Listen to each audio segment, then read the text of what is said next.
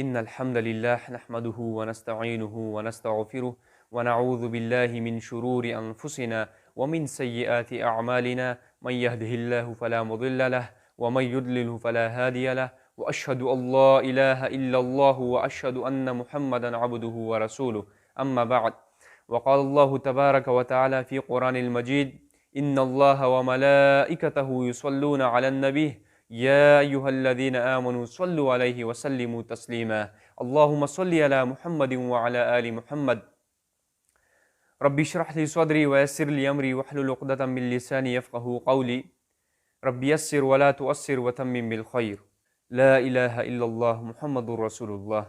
یہ کلمہ دیکھنے میں تو بہت چند الفاظ چند کلمے اس کے اندر موجود ہیں، لیکن اس کے اندر جو پیغام ہے وہ بہت بڑا پیغام ہے، اور اس کو وہی شخص سمجھ سکتا ہے جو دین اسلام کو شعوری طور پر پہلے اس کو سمجھے اور مکمل طور پر اپنے آپ کو تن من دھن یہاں تک کہ جان بھی قربان کر لے اسلام پر، وہی شخص اس کو سمجھ سکتا ہے. اب الہ کا جو مطلب ہے وہ ہمیں آتا نہیں ہے. ہمیں بس جو سکھایا کہ معبود جس کی عبادت کی جائے، اور ہم یہ سمجھتے ہیں کہ بس نماز پڑھنا، زکوٰۃ اور یہ چند رسومات کو ہم نے جو ہے نا دین کا نام دے دیا، حالانکہ یہ دین نہیں ہے، یہ مذہب بن جاتا ہے، اور مذہب الگ چیز ہے، دین الگ چیز ہے. اب یہ جو الہ کا مطلب ہے، یہ فقہاء نے اور علماء نے ہم تک وہ مطلب نہیں پہنچایا جو اس وقت رائج تھا. آج سے 1400 سال پہلے جو مطلب رائج تھا عرب میں، وہ ہمیں آج تک علماء نے نہیں پہنچایا. تو یہ بہت بڑا ایک خلا گزرا ہے. اسی لیے آج ہم سب لوگوں کو صرف اس ایک الہ لفظ کو سمجھنا ہے کہ الہ لفظ ہے کیا. اسی کے لیے ہمیں عربی سیکھنی ہوگی. انگریزی ہم پڑھتے ہیں، اسی پڑھتے ہیں، 16 سال لگا کر ہم انگریزی پڑھ لیتے ہیں.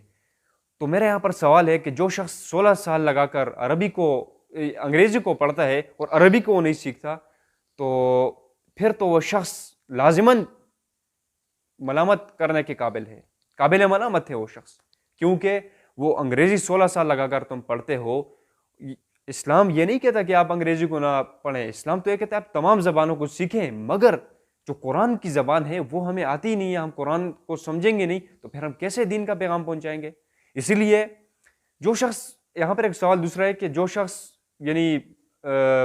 ان پڑھ ہے، اس کو پھر اس کا کیا معاملہ ہوگا. تو اس کا معاملہ ہے، اگر وہ ان پڑھ ہے، وہ بیچارہ نہیں پڑھ سکتا، اس نے اور بھی کسی چیز میں داخلہ نہیں لیا، وہ نہ ہی انگریزی پڑھتا ہے نہ کوئی اور زبان، اس کا ادب وہ نہیں پڑھتا، اسی لیے اس کا ذہن اس لیول پر نہیں ہے، اس سطح پر نہیں ہے کہ وہ اس کو عربی کو ہضم کر سکے، عربی کے جو قواعد ہیں ان کو.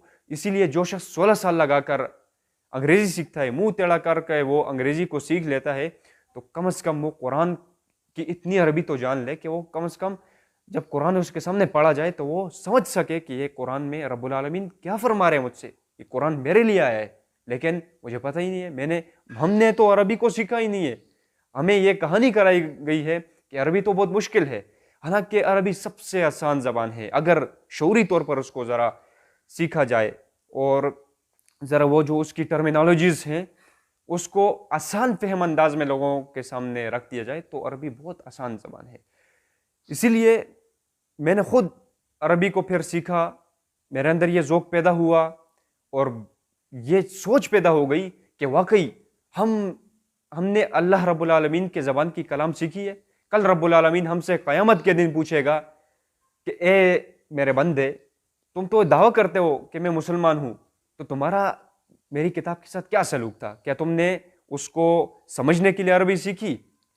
اگر تم نے عربی نہیں سیکھی، تم نے انگریزی سیکھ لی، انگریزوں کی زبان تو تم نے سیکھ لی، اس وجہ سے سیکھی کہ تم سمجھتے ہو کہ وہ سیکھ کر تمہیں دنیا میں بڑا مقام مل جائے گا، اور تمہارا وہ مقام تو دنیا میں تمہیں مل گیا، اب آخرت میں تمہارا کوئی ایسا نہیں ہے، پھر ہم وہاں پر کیا کریں گے؟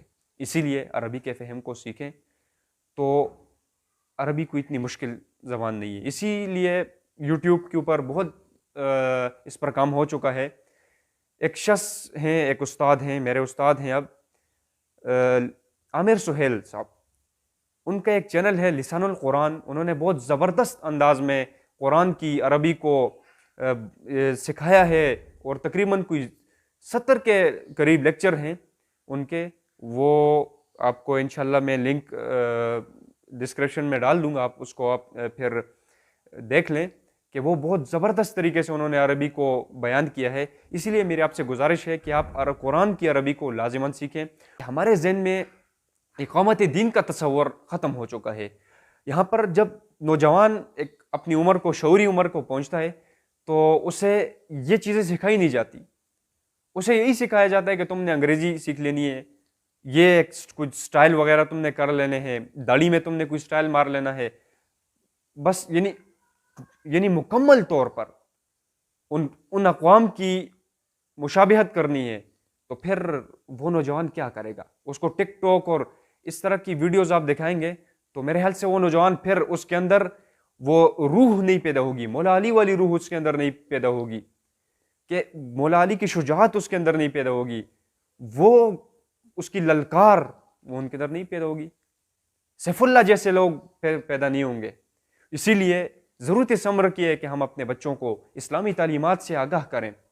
اور محمد رسول اللہ صلی اللہ علیہ وآلہ وسلم کی حدیث ہے، من تشبہ بقوم فہو منہم، جس نے کسی قوم کی مشابہت اختیار کی وہ انہی میں سے ہے. کتنا خطرناک معاملہ ہے، لیکن ہم نے اس کو بہت ہلکا سمجھ لیا ہے.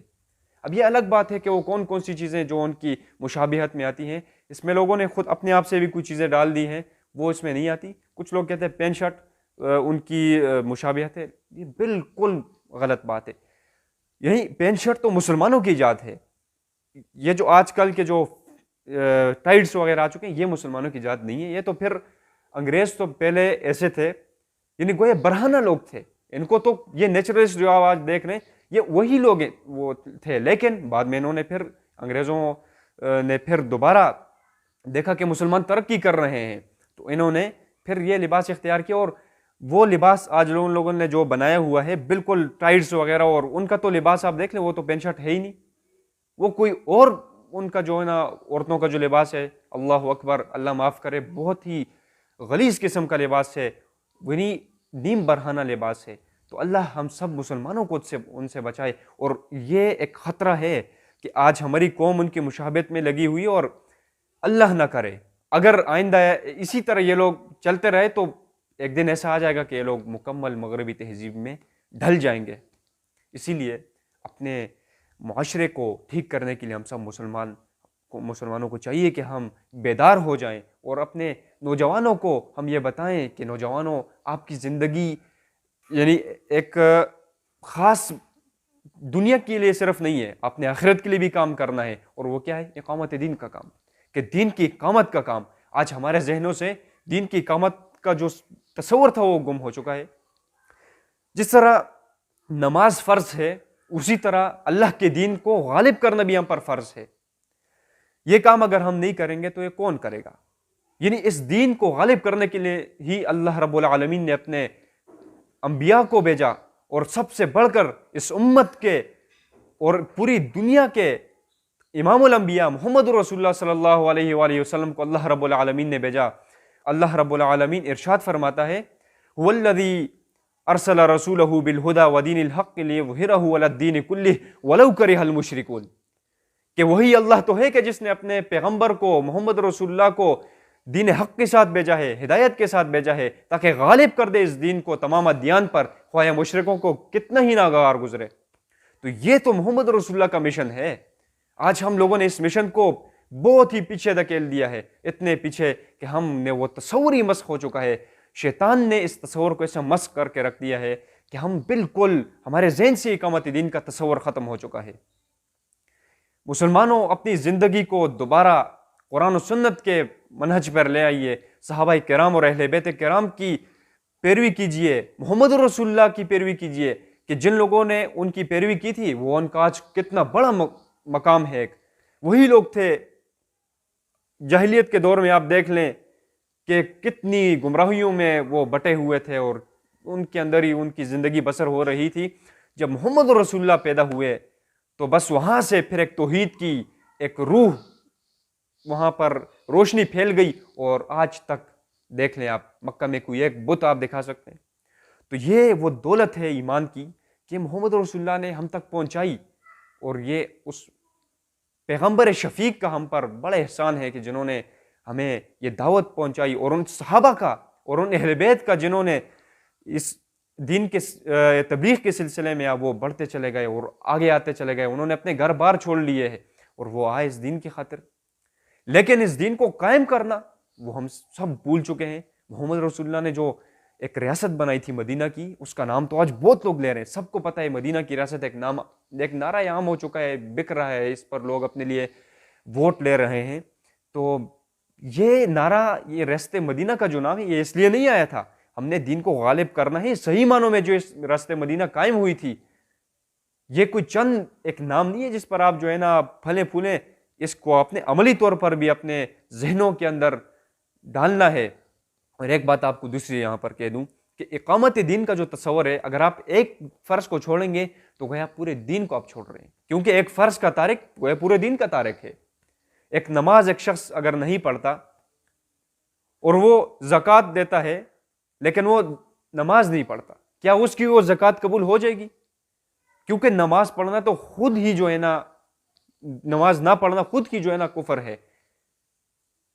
من ترک الصلاۃ متعمدا فقد کفر جہارا، جس نے جان بوجھ کر نماز چھوڑ دی اس نے گویا کھلا کفر کیا. اور محمد رسول اللہ کی حدیث ہے کہ مومن، یعنی مومن بندے کے درمیان اور کفر کے درمیان نظر آنے والا فرق جو ہے وہ نماز چھوڑنے کا فرق ہے. نماز اور شرک، اگر آپ نماز چھوڑتے ہیں تو گویا آپ شرک بھی کر رہے ہیں، کیونکہ اللہ رب العالمین نے قرآن پاک میں فرما لیا کہ اقیموا الصلاۃ ولا تکونوا من المشرکین، نماز قائم کرو اور مشرکوں میں سے مت ہو. لیکن یہاں پر آپ دیکھیں کہ نماز کو قائم کرنا جو ہے نا، یہاں پر یہ ذکر ہوا ہے. نماز کو کبھی بھی جو ہے نا ادا کرنے کے الفاظ نہیں آئے، یہی الفاظ آئے کہ نماز کو قائم کرو. اقیم کا لفظ ہے، اقیموا الصلاۃ، نماز کو قائم کرو. لیکن آج کتنے لوگ ہیں جو نماز پڑھتے ہیں؟ اسی لیے اقامت دین کے ساتھ ساتھ سب سے پہلے آپ اقامت الصلاۃ کریں گے. جب نماز آپ پڑھیں گے انشاءاللہ رب العالمین ہمیں اقامت دین کے راستے پر گامزن کر لے گا اور ہماری مدد و نصرت فرمائے گا. اسی لیے آج ہمارے ذہنوں میں دین اسلام کا جو تصور ہے، جو اسلام کی سیاسی تعلیمات ہے، اس کو ہم نے نکال دیا ہے. ہم نے اسلام کو ہی، یعنی سیاست کو ہی اسلام سے نکال دیا ہے. اس لیے علامہ اقبال رحمۃ اللہ علیہ نے فرمایا تھا، جدا ہو دی سے سیاست تو رہ جاتی ہے چنگیزی. سیاست جب آپ دین سے ہٹا لیں گے تو پھر آپ دیکھ لیں پھر اس ملک میں کیا ہو رہا ہے. سیکولرزم کو جو ہے نا پروموٹ کیا جا رہا ہے، اس کو پروان چڑھایا جا رہا ہے. اور یہاں پر دوسری بات آپ کو لازماً کہہ دوں کہ اسی کے مطابق ایک شعر مولانا الطاف حسین حلی رحمۃ اللہ علیہ نے فرمایا تھا، اے خاصائے خاصان رسل وقت دعا ہے، امت پہ تیری آ کے عجب وقت پڑا ہے. وہ دی جو بڑی شان سے نکلا تھا وطن سے، پردیس میں وہ آج غریب الغربا ہے. کس شان سے نکلا تھا اسلام اور آج بالکل برعکس کیفیت ہو گئی ہے. یہ دین ہم نے پھیلانا ہے، ہم نے اس دین کو قائم کرنا ہے، کیونکہ اگر ہم قائم نہیں کریں گے رب العالمین ہماری حالت نہیں بدلے گا. ان اللہ لا یغیر ما بقوم حتی یغیر ما بانفسہم. اللہ رب العالمین اس وقت تک کسی قوم کی حالت نہیں بدلتا جب تک کہ وہ قوم خود اپنے آپ کو نہ بدل دے. اور جب اللہ کسی قوم کی شامت لے آئے، کسی قوم کو غرق کرنا چاہے، تو پھر کوئی بھی اس قوم کے لیے کوئی شخص بھی جو ہے نا مددگار نہیں ہے، اور ہم پھر اس کے لیے کوئی مددگار پا بھی نہیں سکتے. آپ دیکھ لیں کہ جب سے امت مسلمہ نے اس کام کو پس پش ڈالا ہے تو آپ دیکھ لیں کہ امت کتنی ذل و خوار ہو چکی ہے. پھر یہ لوگ پوچھتے ہیں کہ اسلام ترقی کیوں نہیں کرتا؟ اسلام ترقی اس لیے نہیں کرتا کیونکہ ہم نے جو بنیادی تعلیمات تھی وہ اسلام کی ہم نے چھوڑ دی ہیں. لیکن قربان جو علامہ اقبال رحمۃ اللہ علیہ پر حکیم الامت، واقعی حکیم الامت تھے کہ انہوں نے بہت زبردست انداز میں ایک شعر کہا، نکل کر صحرا سے جس نے روما کی سلطنت کو الٹ دیا تھا، سنا ہے یہ قدسیوں سے میں نے، وہ شعر پھر ہوشیار ہوگا. وما علینا الا البلاغ المبین. صدق اللہ العظیم.